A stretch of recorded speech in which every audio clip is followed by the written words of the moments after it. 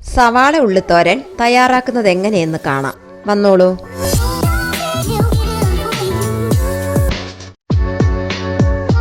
ഇതിനാവശ്യമായ ഇൻഗ്രീഡിയൻസ്: തേങ്ങ ചിരകിയത്, മുളക് പൊടി, മഞ്ഞൾപ്പൊടി, പെരുംജീരകം, വെളുത്തുള്ളി, തേങ്ങാക്കൊത്ത്, മുളക്, ഉഴുന്ന്, ഉപ്പ്, അരിഞ്ഞു വെച്ച സവാള, കറിവേപ്പില, കടുക് എന്നിവയാണ്.